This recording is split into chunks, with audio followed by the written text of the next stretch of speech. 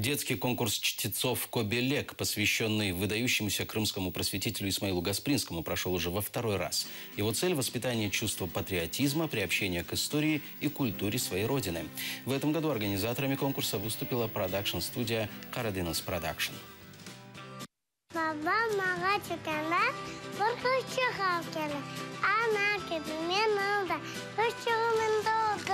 Сабаевтан атканда дуа өте анам. Мен де дуа сүзлегін теккалап, явашчықтан айтам.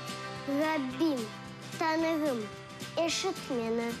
Бақыңыз, не қадар гүзел әлем, бейнекле кобелек, қызым ләле.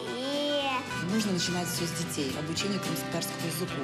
Поэтому вот такими конкурсами детскими, особенно вот дошкольного возраста, мы стараемся простимулировать как и детей, так и родителей, чтобы они осознавали важность именно обучения и погружения детей вот в нашу среду, что дети очень легко адаптируются к языку, им это нравится.